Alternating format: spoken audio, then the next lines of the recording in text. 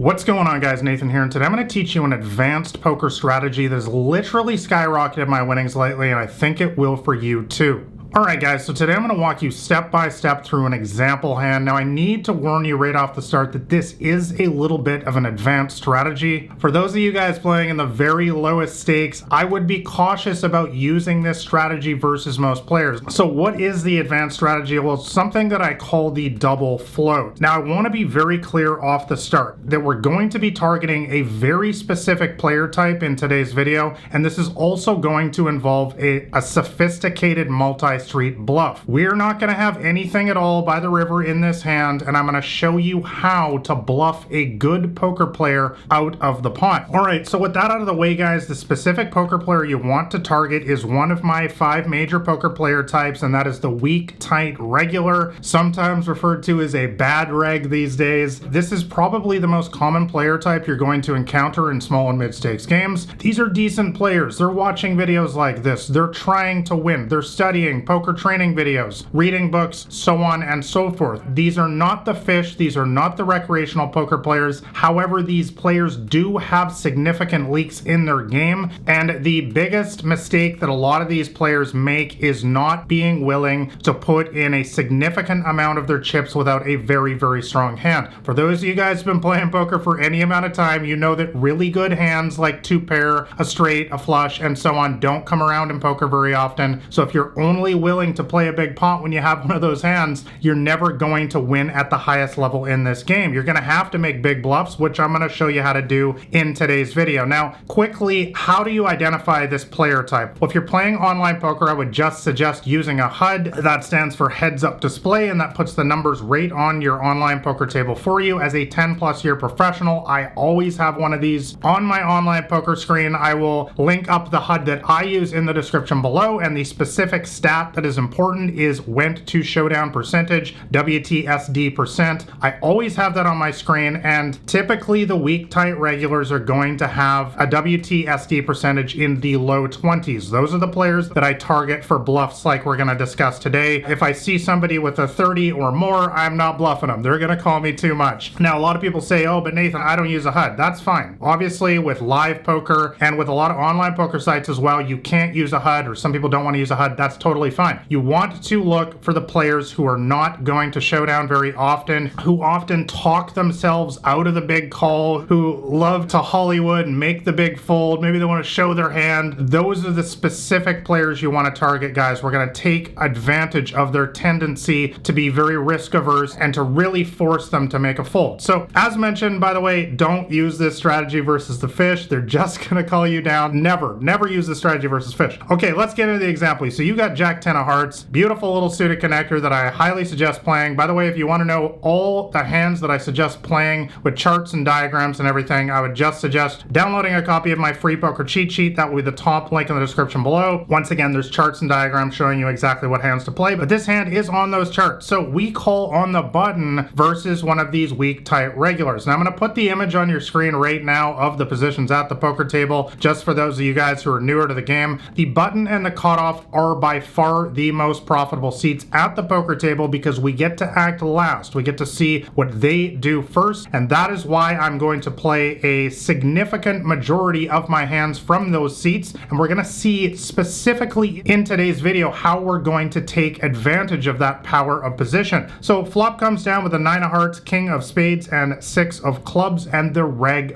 bets. Reg is short for regular, by the way. That's a regular player you see day in and day out. So what should you do in this situation? Well, guys, a flop of 9 of hearts, king of spades, and 6 of clubs is actually a decent flop for our hand of Jack 10 of hearts. A lot of beginners and a lot of newer players to the game fail to recognize how our hand actually has connected with this board, even though we don't have a pair. For example, we have a gut shot straight draw to the nuts, and the nuts, by the way, is just a slang term in poker for the best hand possible, or one of the best hands possible, and that would be specifically the queen. There's 4 more queens queens left in the deck that could come on the turn or river. If that card comes, we would make the nut straight. Hopefully some of you savvy poker players also notice that we have a backdoor flush draw on this flop. If it came heart heart on the turn and river, we would make a nearly unbeatable flush. And we still have two decent bigger cards with a jack or 10. If it comes with one of those and this player just has a 9 or a 6, for example, right now, we would also make the best hand. So this is an okay flop, guys. And when a regular makes their standard bet here, continuation bet, this is just a standard call for me in this situation.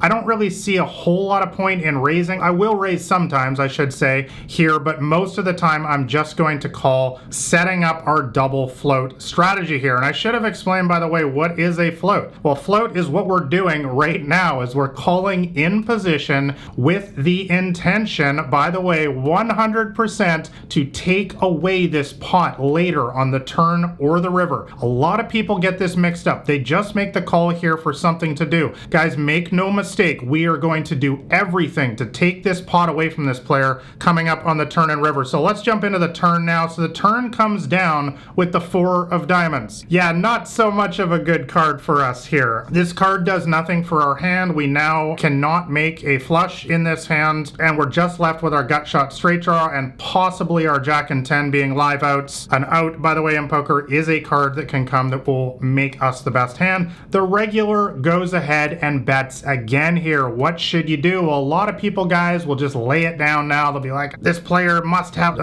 ace king or some sort of strong hand. And it is true. This is a tight player. They probably do have something fairly strong in this situation most of the time. But you got to understand, guys, that a lot of regulars today will fire 2 shells, but they'll give up on the 3rd one because they don't have the heart. And that's exactly what we're going to exploit. So that's why you do need to be making the call here again. And guys, I just need to point out the basic obvious fact here is we don't win pots in poker by folding.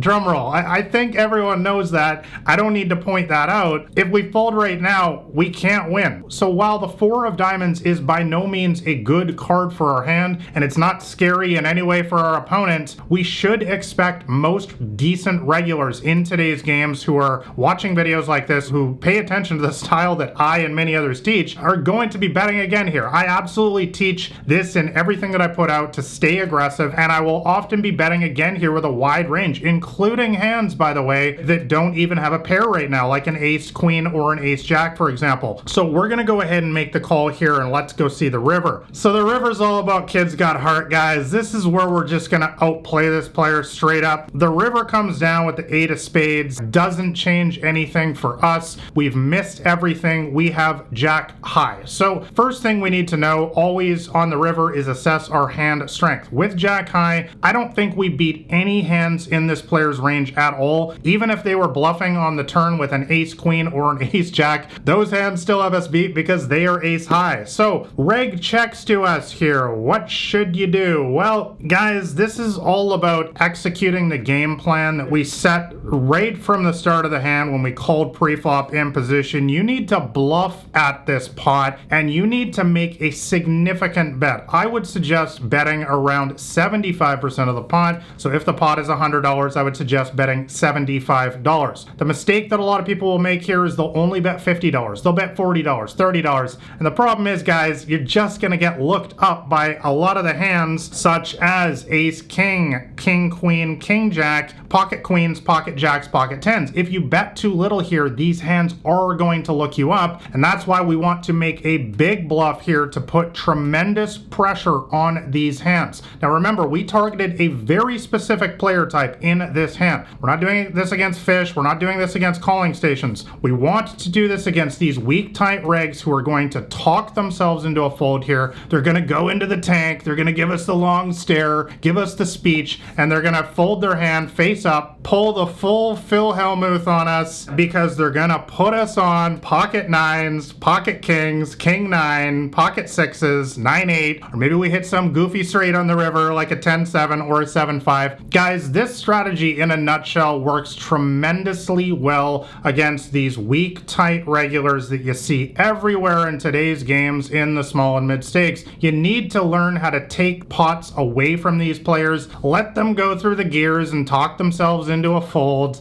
And by the way, I should make it clear here that, well, two things actually. honestly, you are going to get called sometimes and you're going to have egg all over your face. There's no way to get your bluff through 100% of the time in poker. And the second thing, which is really important, is I never show the bluff, guys. Don't ever give anyone free information at the poker table. When they fold their hand here, just quietly collect the chips with your Jack 10 face down and keep crushing. All right, guys, I hope that this video was helpful for you. Like and subscribe if you did enjoy this video. And if you want to know my entire strategy to crush the small and mid stakes games, make sure you grab a copy of my free poker cheat sheet. That'll be the top link in the description below. Thanks a lot for watching, guys. I will catch you next time.